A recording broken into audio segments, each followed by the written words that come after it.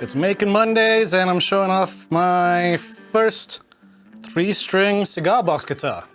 Now, the last episode, I did a diddly bow, and I honestly didn't know if this series was going to continue when I made it. But I realized after making that diddly bow, I guess like it kicked something off. Like, first by making the diddly bow, and when you're sitting there going, oh, what can you do with this thing? So you start looking up, the old blues and, how they used to play stuff like this, like going through like Alan Lomax's archives and just trying to see when these instruments were used. And from that, I just ended up going down this rabbit hole. Just learning about how to make these DIY guitars really got me hooked and back into the blues. Get out of here. So I decided to make a 3-string guitar. Now, this is made out of a very old cigar box that I had since I was about 16, I'd say. Well, 16 to 18. I got it from my high school girlfriend in my boarding school. It's a Casablanca cigar box, Dominican Republic cigars. I have no idea what the wood is made of. And I just had it around. I never knew what to do with it because the hinges broke off as well. So I just used it to keep little trinkets and stuff. And my plan was to make it with whatever parts I had lying around. Like, it's a real, like, Frankenstein kind of guitar. It's a slide guitar, because there was no way I was going to be able to fret this thing properly. So it's basically made of the cigar box itself, over there, and then, like, the rest of the wood that's used is mostly wood that I picked up at Daiso. It's craft wood. So it's not hardwood. It's quite soft wood, actually, so I'm surprised that it's actually kind of working. I made it out of all these different parts that I just happened to have lying around. There's the cigar box itself, which is a surprisingly nice wood. It was a bit thin, the top and bottom.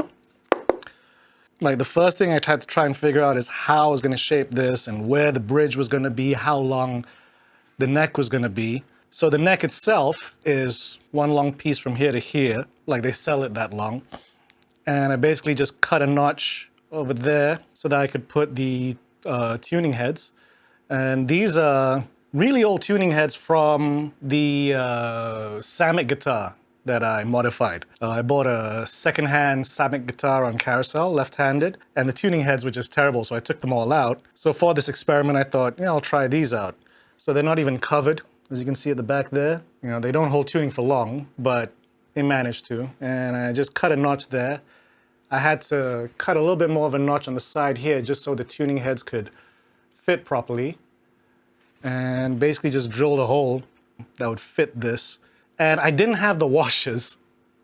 So these are basically just little eyelets that I blue tacked. So these are just blue tacked on, mostly for cosmetics than anything else, because it looked a little bit odd, just bare. And there's some little eyelets over here, I guess, what you call it, little loophole thingies. And I screwed in just to guide the strings over. Put this little hoop over here as well, simply just because, I figured if I wanted to hang it, I could put a little rope and hang it on the wall. And then I guess you'd call this the nut. This is actually a skateboard bolt, because it happened to be a nice size. What I did when I was first testing it out, I was actually using much bigger bolts, which made the action really high, but also messed up the tension and the tone a little bit. So I changed them to these skateboard bolts, which were lower, and they worked out a little bit better. So as you can see on the bridge there, there's a skateboard bolt as well. So to support the neck, at first I have this neck going through with another piece of wood underneath, connecting it all the way to here. So that's where the other piece of wood pops out. But because of how soft the wood is, I wanted to make sure I reinforced it somehow. So I put a whole bunch of layers of wood here and just glued them together and screwed them in just to support the neck, and a little chunk over here so that, the tension doesn't yank the neck completely off. And because of that, like, this was literally like, as I'm building it, I'm figuring out what I need to do. I didn't plan this at all. Like, I barely planned like where everything was going to be roughly, and then just started going from there. So, once I attached the neck and everything, I'm like, this looks a bit flimsy, so I added this chunk over here. Then when you get to the other end, where this all connects, and it's all supported with like bolts and pieces of wood and glue, just trying to make sure that the tension doesn't just pull it off because it's softwood, and I was really freaked out about that. Then at the other end, let me put it this way, it's a little bit easier. So you can see like it's pretty high up from the cigar box. So the bridge as well had to be raised to match that. So I cut a similar piece of wood like this, just shaped it, put a little groove there where the bridge bolt is supposed to be. And then use basically, you can even see the Mr. DIY on there. So Mr. DIY, I guess a closet hinge, 3-hole closet hinge. So that's screwed over there and the strings go through there. Originally, these things were pulling all the way down to here, so the strings were kind of like hitting this wood. So I just put like a, don't know if you can see it, but like a little chunk of wood over there with 2 screws just to raise it a bit. And then this cable, as you can see over here, is the ground cable going into the electrics. Then as you can notice over here, like there's these screws over here. So I reinforced each corner with some wood so that I can screw them down, especially because the joints weren't working anymore, and then started doing the electrics. Now, because the neck was so high up, it didn't make sense to build a cavity, because even as you can see here, the pickup is still quite a distance from the strings. So I just drilled a hole so I can lead the wire in, and then just screwed the pickup directly onto the box. But what I did, just to try and make it a little bit unique, is I cut out a Gil Elfgren pinup sticker I had. Just put that over the pickup, because I thought that would look cool. And because it's called the Casablanca, the White House, I had a couple of random pennies, American pennies around. So I just glued them on White House facing front over there. 3 pennies with 3 strings. And then, yeah, the volume knob's over here, just single volume, no tone. And output jacks over there. Wiring was a bit of a bitch, I won't lie, because I got some terrible soldering irons, and I'm terrible at soldering. Like, it's still a skill that I haven't completely gotten right. But it all plugs in and works. The only thing is when I finally made it and started testing it out and stuff, the main thing I realized was ergonomically it wasn't that comfortable. So that's why these random bits of wood are here. So when I play it, let me just put this on. Put some strap buttons there as well. Those are also from the Samick. So when I put it on, I got this chunk of wood over here to rest my wrist on. And sometimes I know if I'm playing fingerstyle, I'll rest my fingers here. Or even when I'm playing a pick, I'll rest my fingers on the body. So that was too far. So I just put that there. So it's like a pick guard. And underneath it, just wrote when I finished it. It says May, but after that, I was tweaking it a little bit more because, you know, I painted the neck black and this part black and these parts kind of a interesting color because I actually didn't want to paint this black. I mixed black with red and then mixed that with water. And I guess I didn't get the, what do you call it? Amounts right. So it became more black than red. So it just came out black. There's a hint of red in there, but it's mostly black. But yeah, like, even though I designed this to be mostly electric, surprisingly, it's got a decent amount of volume just from the box itself. I didn't make any F-holes or holes or anything, but for some reason, even though like when I kept testing it, it would close properly, when I finally finished it and tried to close it, there's something blocking it, but I can't be bothered to mess with it. So there's a slight gap all the way through, and I guess that's where the sound is coming out, but I'm not sure if the mics can pick that up, but it's actually louder than I expected. Like,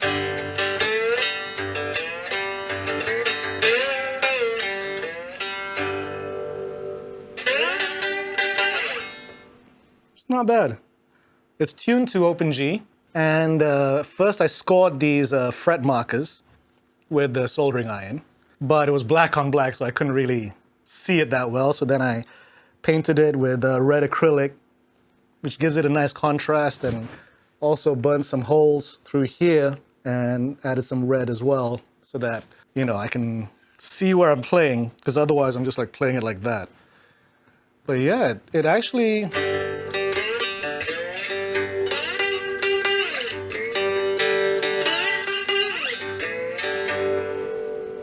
it's got a really nice tone, personally. Like, I really dig it. Especially when you know, switch on the electric. So I've got this going through a Boss Reverb RV6 set to spring reverb and a Route 66 overdrive compression pedal, just to give it that pump. Like if I want it to sound even louder, I'll switch on the compressor, but just with the gain. Sorry, it's a single coil, and I guess the earth thing still isn't that great. But, you know, still sounds kind of cool.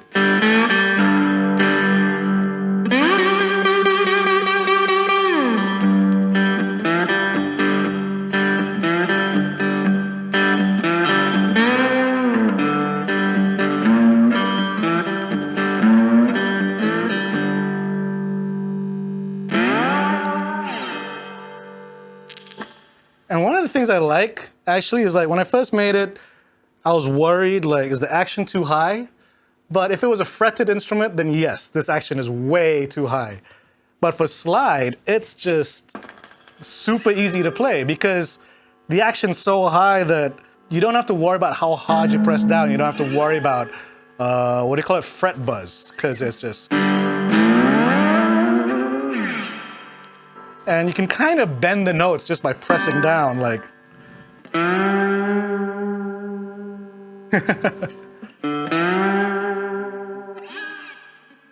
And because of this instrument, because of making this instrument and trying to make it work, I started learning slide guitar a lot more. You know, like, I've never played this much slide before, and it's really fun to play this thing, like...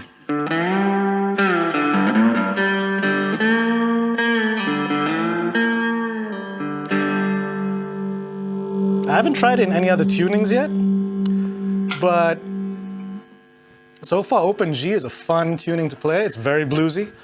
It's G, D, G. So it's just, that's an open G chord. And like, it's a great instrument for like anyone to learn because really you just stay between the 3, 5, and 7 on the frets and you're gonna be fine, you know?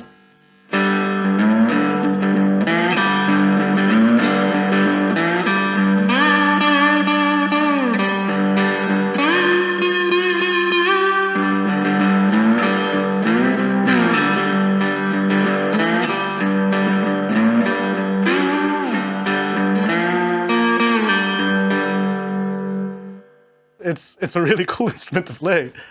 And yeah, like it's all just parts that I had lying around. And I think that was the fun thing, just trying to figure out, like, can I use this bit for this? Can I use that bit for this? What can I use? I was really trying to not buy, like, don't buy a new pickup, don't buy a bridge, don't buy even strings. Only until I knew the entire instrument worked did I buy a set of new strings. And even then, these are just cheap strings. These are a set of Ernie Ball Super Lights, but I'm using the bottom 3 strings. Like what would be the E, A, and D? Those are the strings here. It's just they're tuned to G, D, and G. And the reason I did that, so that's a 40 gauge at the top there. So as opposed to getting a heavier gauge and then using the middle strings, I thought I'd use the top strings of a Super Light. So then I'd be tuning the E string up quite a few steps to G, and give it a bit more tension. And it works out. Like at first you look at it and you're like, can I play stuff with this? And it turns out you can, because like I posted up a video of me playing Muddy Waters, Can't Be Satisfied, which works great on this, because it's just...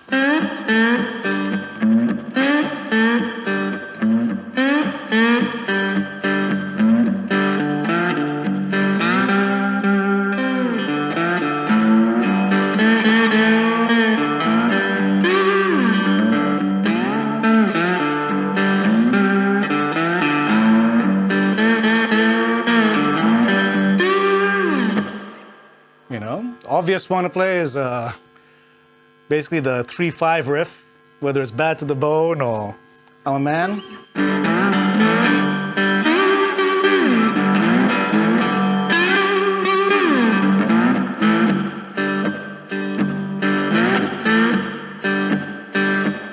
Obvious one is Bo Diddley.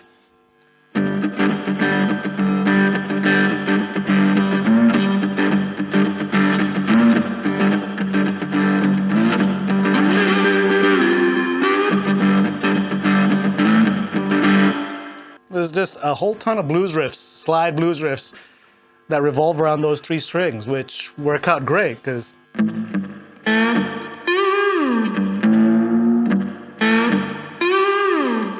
it just sounds awesome, especially when you hit that 12th. This has been a fun instrument to make. And I can even totally imagine playing this on a stage or, you know, recording with it. Only thing is the noise, obviously. Like if I shielded the insides, it'd probably work out a bit better because I'll be honest, like some of the soldering I didn't even do. I just wired them together with like wire connectors. But it works, you know what I mean? As long as it works. And I really enjoy this instrument, so yeah. I'm looking forward to making more instruments. I got a 4-string in mind and a travel guitar, a 6-string travel guitar in mind. So yeah, I'm just enjoying this little journey of making DIY instruments right now, and we'll just see where it takes us. In the meantime, just gonna have fun.